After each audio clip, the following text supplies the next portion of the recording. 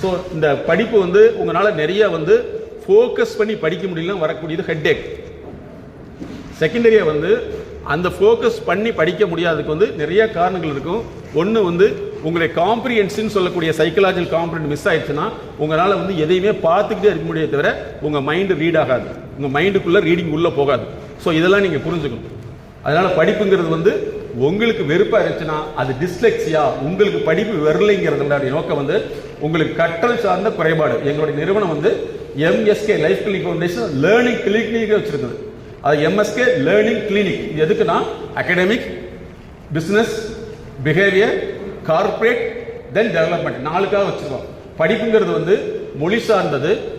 அதுக்கடுத்து மொழியை புரிந்து கொள்ளுதல், மொழியை புரிந்து கொள்ளதை வந்து மனதில் தேக்கி வைத்தல், தேக்கி வைத்தலை வந்து திருப்பி எழுதுதல், எழுதும் பொழுது நீ என்ன சொல்ல வரையோ அதை அடுத்தவங்களுக்கு சொல்ற அளவுக்கு இருக்கணும். அதுதான் வந்து சரியான பிரசன்டேஷன். அப்படி இல்லைங்கிற பட்சத்தில் வந்து உனக்கு உள் போறது, உன்னுடைய மனசுக்குள்ள வந்து அல்லது கண்ணு வழியா போகக்கூடிய செய்தியோ அல்லது காது வழியா கேட்கக்கூடிய செய்தியோ உங்க மனதினால் பிரித்தறியப்பட்டு அது சரியான நம்மளை தேக்கி வைக்க முடியலன்னு அர்த்தம். இதனுடைய விளைவு தான் இன்னைக்கு வந்து என்ன ஆயிடுச்சுன்னா, இன்னைக்கு எல்லாமே வந்து திரும்ப திரும்ப படிச்சு தான் படிக்கிறாங்களே தவிர ஒரு தடவை படித்து புரிந்து கொள்ளும் தன்மை குறைஞ்சிட்டு இருக்குது. இது DNA மாற்றம் மாறிட்டு இருக்குது. அதனால நீங்க இனிமேல் வந்து இதற்காக ஹார்ட் ஒர்க் பண்ணணும். ஒவ்வொன்றுக்குமே ஒரு கிளினிக் இருக்கு, கார்பரேட் லிசனிங் இருக்கு. பெருநிறுவனங்கள் ஒர்க் பண்ணையில வந்து எலன் மஸ்க் என்ன சொல்றாருன்னா, ஒரு செய்தியை சொல்றதுக்கு உனக்கு 7 செகண்ட் கொடுப்பாங்க.